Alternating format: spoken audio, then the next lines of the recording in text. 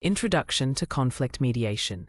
Conflict mediation is a structured, interactive process where an impartial third party assists disputing parties in resolving conflict through communication and negotiation.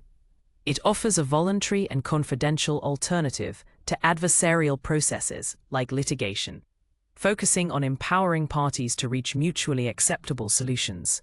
This approach emphasizes collaborative problem-solving, allowing individuals to maintain control over the outcome.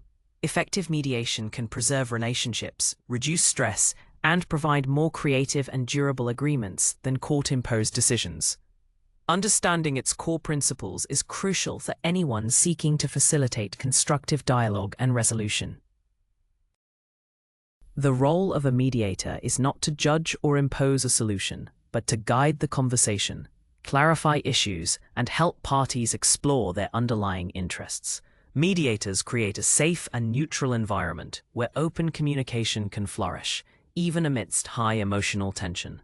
This introductory module will lay the groundwork for understanding the fundamental concepts and the significant impact of mediation in various personal and professional contexts. It sets the stage for developing the practical skills necessary to become an effective mediator. Understanding conflict, definitions and types. Conflict is an inherent part of human interaction, arising when two or more parties perceive their interests, goals, or values to be incompatible. It can manifest in various forms, from minor disagreements to intense disputes, and can occur at interpersonal, intergroup, or international levels. Recognizing the diverse definitions of conflict helps in approaching each situation with appropriate strategies. Understanding that conflict is not always negative, but can be a catalyst for change and growth, is a fundamental shift in perspective for effective mediation. It is essential to differentiate between healthy disagreement and destructive confrontation to guide parties towards constructive outcomes. Conflicts are often categorized by their underlying causes, which can include relationship conflicts, stemming from strong emotions, misperceptions, or poor communication; data conflicts, arising from lack of information, misinformation, or differing interpretations of data; interest conflicts, where parties compete over perceived or actual incompatible interests; structural conflicts, caused by oppressive patterns of human relationships, power dynamics; or external constraints, value conflicts, involving differing beliefs or ideologies. Identifying the specific type of conflict is the first step towards selecting the most suitable mediation approach and intervention strategies. Sources and dynamics of conflict. Conflicts rarely have a single cause. They typically arise from a complex interplay of factors. Common sources include scarce resources, differing values or beliefs, communication breakdowns, and unresolved past grievances. Misunderstandings, personal biases, and cultural differences also significantly contribute to the escalation of disputes. Recognizing these multifaceted origins is essential for a mediator to effectively unpack the layers of a conflict. It allows for a more holistic understanding of the situation, moving beyond surface-level disagreements to address the root causes. A thorough analysis of these sources informs the strategic interventions a mediator might employ. The dynamics of conflict describe how a dispute evolves and escalates over time. This includes patterns of interaction, emotional responses, and the shifting perceptions parties hold of each other.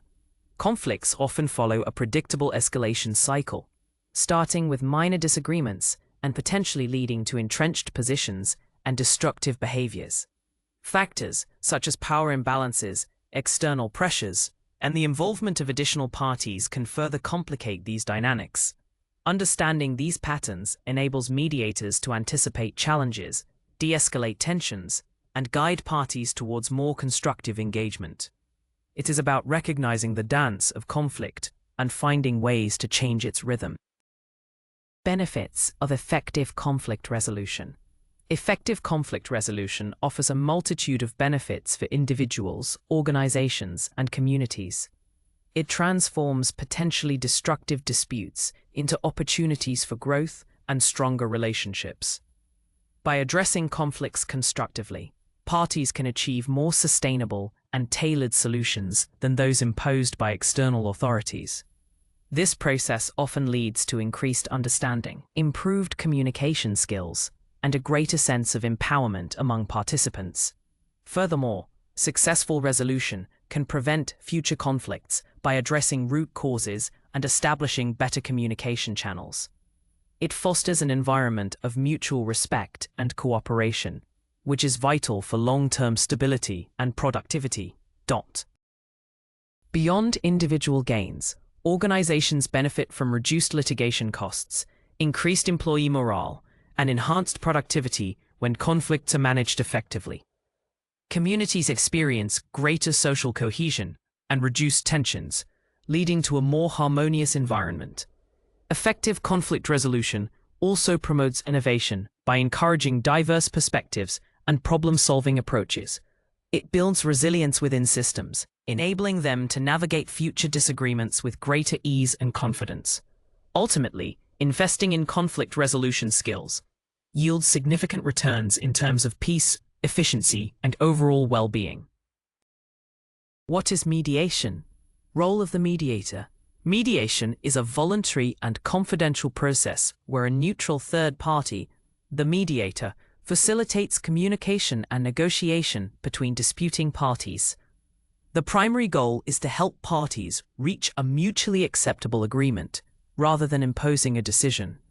Mediators do not take sides, offer legal advice, or make judgments about who is right or wrong. Their role is to manage the process, ensure fair communication, and assist parties in exploring options for resolution.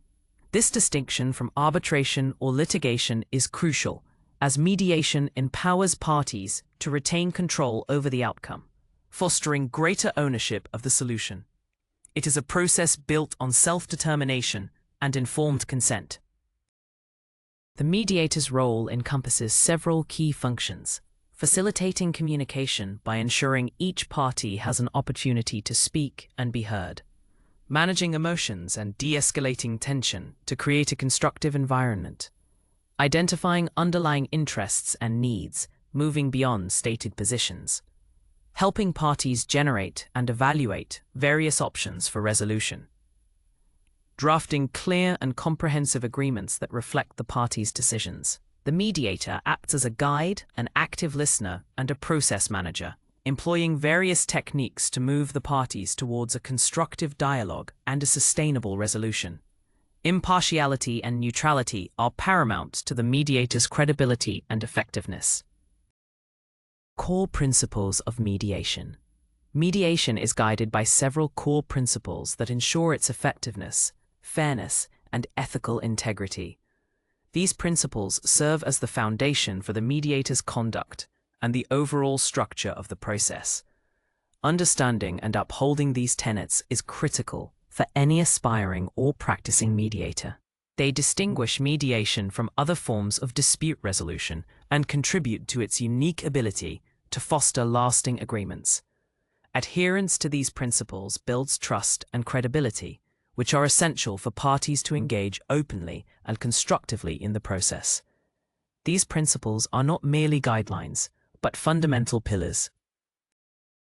Key principles include voluntariness.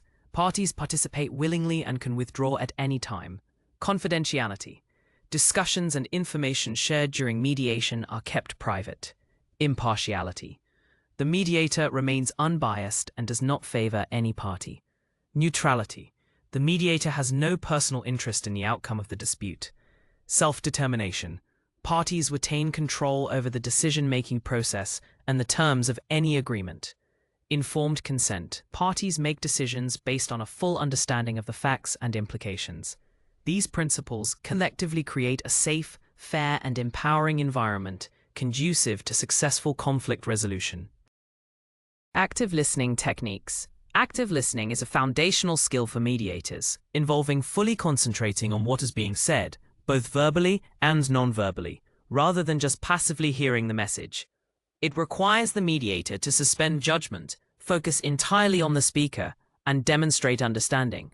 This technique helps parties feel heard and validated, which is crucial for de-escalating emotions and building trust in the mediation process. By actively listening, mediators can uncover underlying interests, clarify misunderstandings, and identify key issues that need to be addressed. It is a powerful tool for fostering empathy and creating a safe space for dialogue.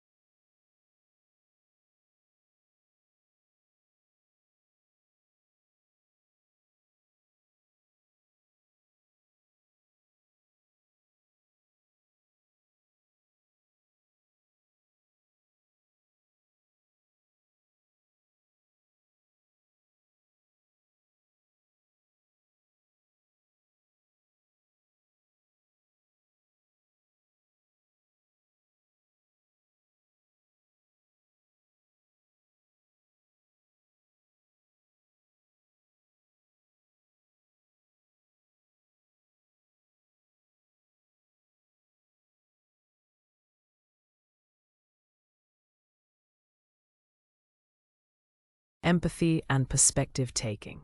Empathy is the ability to understand and share the feelings of another, a critical skill for mediators. It involves putting oneself in another person's shoes to grasp their experiences, motivations, and emotional state without necessarily agreeing with their actions. Perspective taking goes hand in hand with empathy, requiring the mediator to actively consider the situation from each party's viewpoint. These skills enable mediators to build rapport, validate emotions, and help parties feel truly understood, which is essential for de-escalation and constructive dialogue. Without empathy, mediators risk appearing detached or judgmental, hindering the trust necessary for successful resolution. Mediators utilize empathy and perspective-taking to bridge communication gaps by rephrasing statements in a way that resonates with the other party. Identify underlying interests and needs that may be obscured by strong emotions or rigid positions. Help parties recognize the validity of each other's feelings, even if they don't agree with the actions. Facilitate a shift from blame to shared understanding, fostering a more collaborative mindset. By demonstrating genuine empathy, mediators can model this behavior for the parties, encouraging them to also consider each other's perspectives. This shift is often the turning point in moving from conflict to resolution. Nonverbal communication in conflict. Nonverbal communication plays a significant role in conflict situations, often conveying more than spoken words. It includes body language, facial expressions, gestures, posture, and even tone of voice. Mediators must be highly attuned to these cues, as they can reveal unspoken emotions, underlying intentions, and levels of engagement or discomfort. Ignoring nonverbal signals can lead to misinterpretations and missed opportunities to address critical issues. Understanding these subtle messages allows a mediator to gauge the true emotional climate of the room and respond appropriately, even when parties are verbally expressing something different. It is a crucial layer of communication. Mediators use nonverbal communication in two key ways: observing, paying close attention to the party's nonverbal cues to understand their true feelings and reactions; sending, consciously using their own nonverbal signals to convey impartiality, trustworthiness, and active listening. An open posture, consistent eye contact, and a calm demeanor from the mediator can help de-escalate tension and encourage parties to feel safe. Conversely, a mediator's closed-off posture or distracted gaze can inadvertently undermine trust. Mastering the interpretation and appropriate use of nonverbal cues is essential for effective process management and building rapport in mediation. Effective questioning and reframing. Effective questioning is a powerful tool for mediators to gather information, explore perspectives, and guide parties towards constructive dialogue. Open-ended questions encourage elaboration and deeper reflection, moving beyond simple yes or no answers. Probing questions help uncover underlying interests, needs, and assumptions that might be hidden beneath stated positions. Strategic questioning can also challenge assumptions, explore consequences, and help parties consider new possibilities for resolution. The art of asking the right questions at the right time is central to a mediator's ability to facilitate meaningful progress and uncover the true dynamics of the conflict. Reframing is the technique of restating a party's negative or accusatory statement in a more neutral, constructive, or positive light. For example, changing "you always ignore my needs" to "it sounds like you feel your needs haven't been met." This technique helps to de-escalate emotional language and reduce defensiveness, shift focus from blame to problem solving, highlight shared interests or common ground, reframe positions into underlying needs. By skillfully reframing, mediators can transform hostile exchanges into opportunities for understanding and collaboration, making the path to resolution clearer and more accessible for all parties involved. Managing difficult conversations. Mediators frequently encounter difficult conversations characterized by high emotions, entrenched positions, and personal attacks. Effectively managing these moments is crucial for maintaining a productive mediation environment. This involves setting clear boundaries, interrupting destructive patterns, and redirecting focus back to the issues at hand.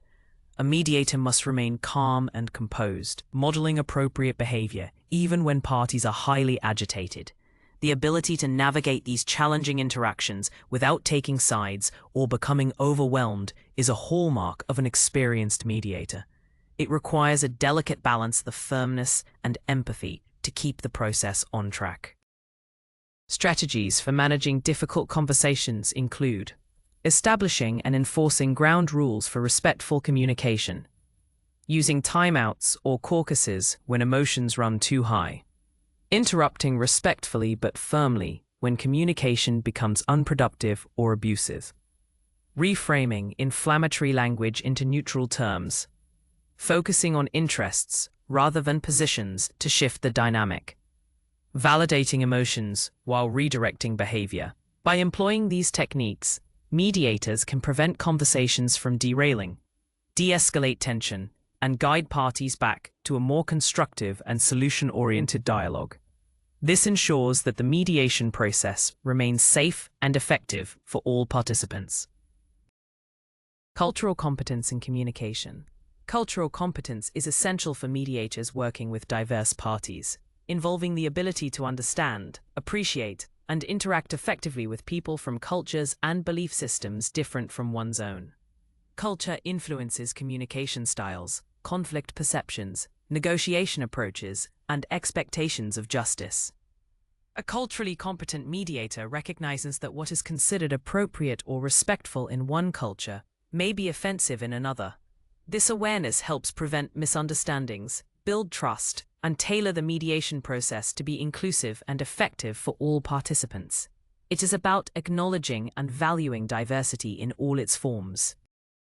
To enhance cultural competence, mediators should research and understand the cultural backgrounds of the parties involved, be aware of their own cultural biases and assumptions, adapt communication styles, such as direct versus indirect communication and nonverbal cues, respect different approaches to problem-solving and decision-making, be flexible in structuring the mediation process to accommodate cultural norms. By demonstrating cultural sensitivity, mediators can create a more welcoming and effective environment, ensuring that all parties feel respected and understood. This leads to more equitable and sustainable resolutions that honor the diverse perspectives present. Pre-mediation, intake and assessment. The pre-mediation phase, encompassing intake and assessment, is critical for setting the stage for a successful mediation. During intake, the mediator gathers initial information from each party, typically through separate phone calls or meetings. This involves understanding the nature of the dispute, identifying the parties involved, and assessing their willingness to mediate. The mediator also explains the mediation process, its principles of confidentiality and voluntariness, and clarifies their neutral role. This initial contact helps to manage expectations and build preliminary rapport with each individual, ensuring they understand what mediation entails. Assessment involves evaluating the suitability of the case for mediation and identifying any potential barriers or safety concerns. The mediator considers factors such as the power dynamics between the parties, the emotional state and capacity of each party to participate constructively, any history of violence or abuse that might compromise safety or voluntariness, the legal context and any urgent timelines, the willingness of parties to engage in good faith. Based on this assessment, the mediator decides whether to proceed with mediation, suggests alternative dispute resolution methods, or recommends further preparatory steps. A thorough assessment ensures that mediation is appropriate and safe for everyone involved. Opening statement and ground rules.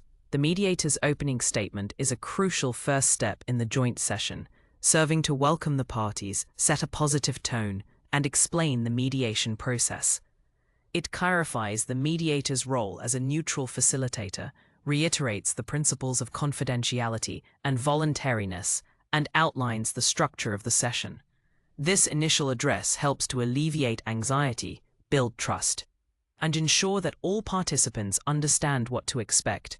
A clear and confident opening statement establishes the mediator's authority and creates a safe, structured environment for dialogue. It is the first opportunity to instill confidence in the process. Following the opening statement, the mediator establishes ground rules for communication and behavior during the session. These rules are typically agreed upon by all parties and are designed to foster respectful and productive interaction. Common ground rules include listening without interrupting, speaking directly to the issues, not making personal attacks, using I statements to express feelings and needs, being open to exploring solutions, treating each other with respect. These rules provide a framework for constructive dialogue, helping to manage emotions and prevent the conversation from devolving into unproductive arguments. The mediator is responsible for gently enforcing these rules throughout the session, ensuring a fair and equitable process. Information gathering and issue identification. Once ground rules are established, the mediation process moves into the information gathering phase, where each party has an uninterrupted opportunity to tell their story from their perspective. This allows the mediator to gain a comprehensive understanding of the dispute, including historical context, specific incidents, and the impact of the conflict on each individual. The mediator uses active listening and open-ended questions to encourage full disclosure and clarify details. It is crucial for the mediator to remain non-judgmental and ensure both parties feel heard and understood during this critical stage. This phase is about collecting all relevant pieces of the puzzle.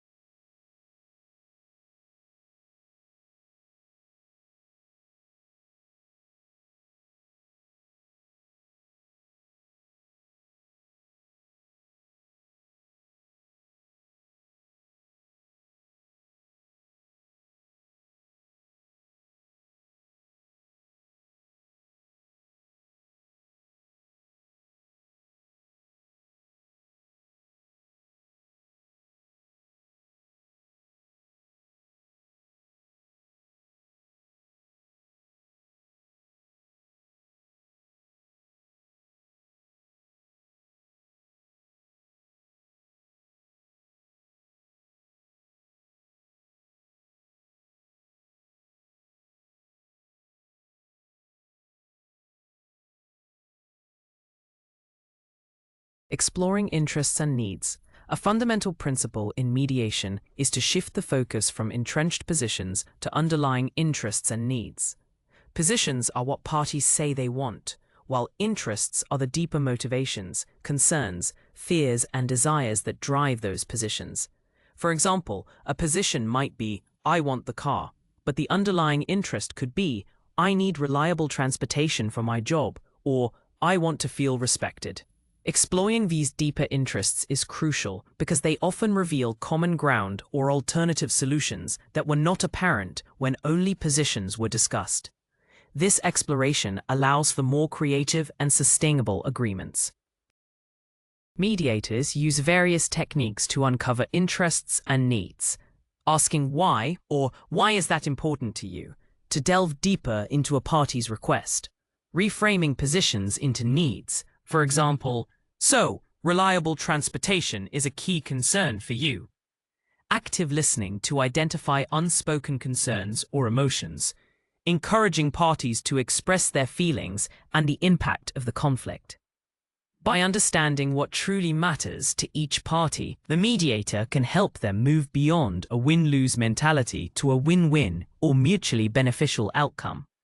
This phase is often where the real breakthroughs in mediation occur, as parties begin to see each other's humanity and shared concerns.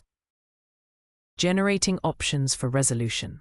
Once interests and needs are clearly understood, the next crucial step in mediation is to brainstorm and generate a wide range of potential options for resolution. This phase emphasizes creative thinking and collaboration, encouraging parties to think outside the box without immediately evaluating the feasibility of each idea. The goal is to produce as many ideas as possible, fostering a sense of shared ownership in the problem-solving process. Mediators facilitate this by encouraging open dialogue and ensuring that all suggestions are recorded, regardless of their initial perceived value. This brainstorming approach prevents premature judgment and expands the possibilities for agreement. Techniques for generating options include brainstorming. Parties freely suggest ideas without criticism. Asking what-if-we questions to explore hypothetical scenarios. Building on each other's ideas to create new possibilities. Considering different timeframes or resources. Looking at external benchmarks or industry standards for inspiration. The mediator's role is to encourage creativity, maintain a positive and open atmosphere, and ensure that all voices are heard. By generating a diverse pool of options, parties increase their chances of finding a solution that addresses their core interests and leads to a mutually satisfactory outcome. This phase is about expanding the pie before dividing it. Negotiation and bargaining strategies. Once a broad range of options has been generated, the mediation process shifts to negotiation and bargaining, where parties evaluate the feasibility and desirability of each option. This phase involves a more focused discussion on how specific options might meet their interests and needs, and what compromises might be necessary. Mediators guide this process by helping parties assess the pros and cons of each option, consider the consequences of not reaching an agreement, and explore trade-offs. The goal is to move from a list of possibilities to a concrete, workable solution that both parties can accept. It requires careful consideration and strategic thinking.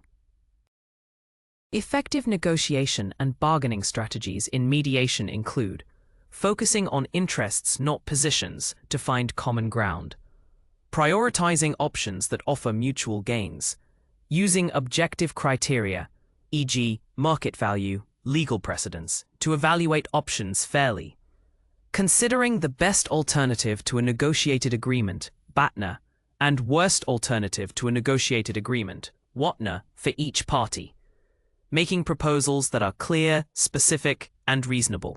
The mediator's role is to facilitate a fair and balanced negotiation, ensuring that power imbalances do not unduly influence the outcome. They help parties articulate their needs, make informed decisions, and move towards a mutually satisfactory agreement, often through a series of proposals and counter-proposals. Caucus. Private sessions with parties. A caucus is a private, confidential meeting between the mediator and one of the parties, held separately from the other party. This technique is employed when joint sessions become unproductive, emotions are too high, or a party needs to discuss sensitive information they are unwilling to share in front of the other. Caucuses provide a safe space for parties to vent frustrations, explore their true interests more deeply, and strategize without the pressure of the other party's presence. The information shared in a caucus remains confidential unless the party explicitly grants permission for the mediator to share specific details with the other side. This confidentiality is paramount. Mediators use caucuses for several strategic purposes: to de-escalate intense emotions and allow a party to regain composure, to clarify misunderstandings or gather additional confidential information, to help a party explore their BATNA, best alternative to a negotiated agreement, or WATNA, worst alternative to a negotiated agreement. To test the reality of a party's proposals or positions, to help a party develop new options or consider compromises they might not voice in a joint session. Caucuses are a powerful tool for overcoming impasses and moving the mediation forward, but they must be used judiciously and with strict adherence to confidentiality to maintain trust and impartiality. Breaking impasse and overcoming obstacles. Impasse occurs when parties reach a deadlock, unable to make further progress towards an agreement. This is a common challenge in mediation, often stemming from entrenched positions, emotional barriers, or a perceived lack of viable options. Mediators must be skilled in recognizing the signs of impasse and employing strategies to break through these obstacles. Allowing an impasse to persist can lead to frustration and the breakdown of the mediation process. The mediator's ability to creatively intervene and re-energize the discussion is crucial at these critical junctures, transforming stagnation into renewed progress. Strategies for breaking impasse include taking a break or calling a caucus to allow parties to cool down and reflect, reframing the issues or proposals in a new light to shift perspective, focusing on small, achievable agreements to build momentum, exploring the consequences of no agreement, BATNA, WATNA, to motivate further negotiation, bringing in outside experts or objective criteria to inform decision-making, suggesting a different mediator or process if the current one is truly stuck. By employing a range of these techniques, mediators can help parties overcome resistance, find new pathways forward, and ultimately move towards a resolution. It requires patience, creativity, and strategic thinking to navigate these challenging moments effectively.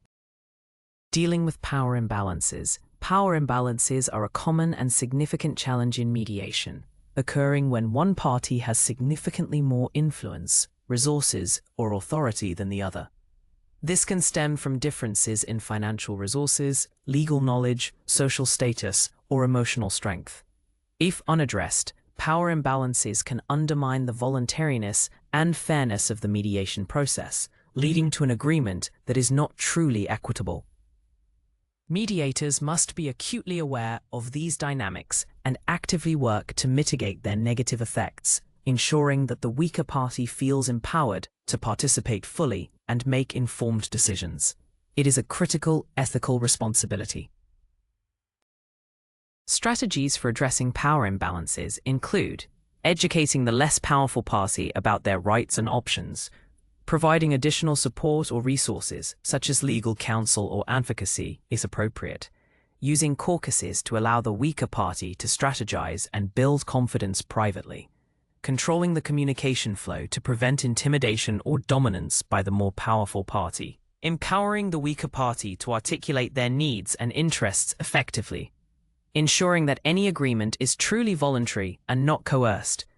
The mediator's role is not to equalize power, but to neutralize its negative impact on the mediation process, creating a safe and fair environment where all voices can be heard and respected. This ensures the integrity and legitimacy of the final agreement. Emotional intelligence in mediation. Emotional intelligence, EI, is the ability to understand and manage one's own emotions, and to perceive and influence the emotions of others. For mediators, high emotional intelligence is indispensable, as conflict situations are inherently charged with strong feelings. A mediator with strong EI can remain calm under pressure, empathize with parties, and skillfully navigate emotional outbursts without becoming overwhelmed or taking sides. This capacity allows them to create a safe space for emotional expression while preventing emotions from derailing the mediation process. It is about being attuned to the emotional landscape of the conflict.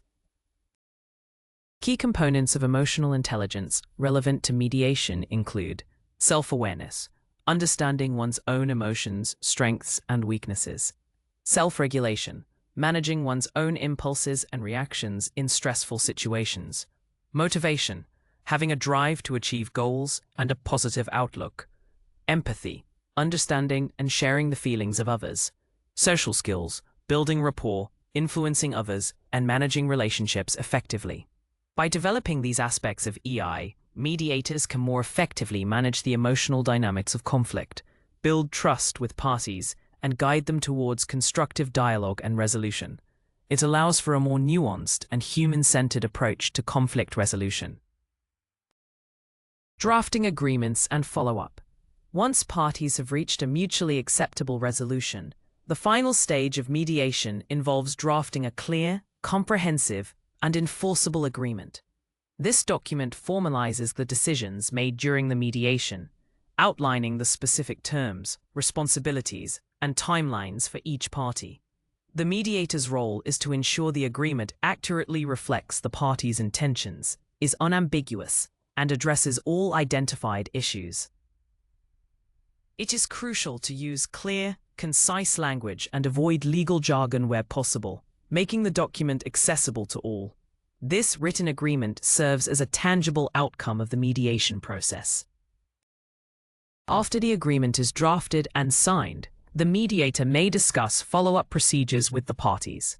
This could include reviewing the agreement at a later date to ensure compliance or address unforeseen issues, providing resources for further support or professional advice if needed, discussing mechanisms for resolving future disputes should they arise, emphasizing the importance of ongoing communication between the parties.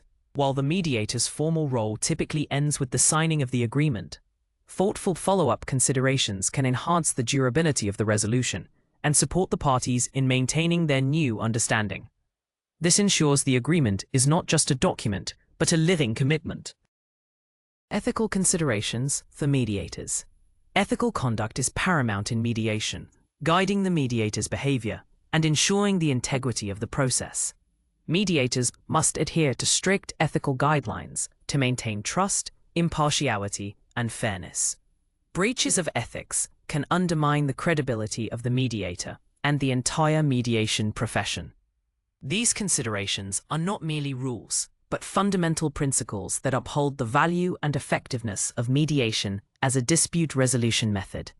A strong ethical framework protects both the parties involved and the mediator's professional standing, ensuring that the process remains just and equitable. Key ethical considerations include impartiality and neutrality, avoiding bias and personal interest in the outcome, confidentiality, protecting sensitive information shared during mediation, competence, mediating only in areas where one has sufficient knowledge and skill, informed consent, ensuring parties understand the process and voluntarily participate, self-determination, respecting parties' right to make their own decisions, avoiding conflicts of interest, disclosing any relationships that might compromise neutrality. Mediators are often guided by professional codes of conduct that provide detailed standards for ethical practice. Upholding these standards is essential for building and maintaining public confidence in the mediation process. Self-care and professional development. The work of a mediator can be emotionally demanding, as it often involves dealing with intense conflict and distressed individuals. Therefore, self-care is not just beneficial, but essential for preventing burnout and maintaining effectiveness. Mediators must develop strategies to manage stress, process difficult emotions, and recharge their own well-being. Neglecting self-care can lead to compassion fatigue, reduced empathy, and impaired judgment, ultimately impacting the quality of their mediation services. Prioritizing personal well-being ensures that mediators can continue to provide high-quality support to disputing parties sustainably. Professional development is equally vital for mediators to continuously enhance their skills, stay updated on best practices, and adapt to evolving challenges. This includes attending workshops, seminars, and advanced training courses, engaging in peer supervision or mentorship to reflect on cases and receive feedback, reading relevant literature and research in conflict resolution, joining professional associations and networking with other mediators, specializing in particular areas of mediation, example, family, workplace, commercial. Continuous learning and self-reflection are hallmarks of a committed professional. By investing in both self-care and professional development, Mediators ensure their longevity, competence, and continued growth in this challenging yet rewarding field. Conclusion: the future of mediation. Conflict mediation has evolved significantly and continues to grow as an essential tool for resolving disputes in an increasingly complex world. Its emphasis on self-determination, collaboration, and durable solutions makes it highly relevant across various sectors, from family and community disputes to international conflicts and commercial disagreements. The future of mediation is characterized by expanding applications, greater integration into legal and organizational systems, and continued innovation in techniques and technologies. As societies become more diverse and interconnected, the need for skilled mediators to facilitate understanding and bridge divides will only intensify. Mediation offers a hopeful path forward. Emerging trends in mediation include online dispute resolution, ODR, utilizing technology for virtual mediation sessions, increasing accessibility. Restorative justice practices, integrating mediation with approaches that focus on repairing harm and relationships. Specialization, growth in niche areas such as environmental mediation, healthcare disputes, and elder care. Hybrid models, combining mediation with other dispute resolution methods like arbitration (MEDARB). Increased training and professionalization, greater emphasis on advanced skills and ethical standards. These developments indicate a dynamic and expanding field, promising a future where mediation plays an even more central role in fostering peaceful and constructive conflict resolution globally. The skills learned in this certificate program are therefore not just current, but future-proof.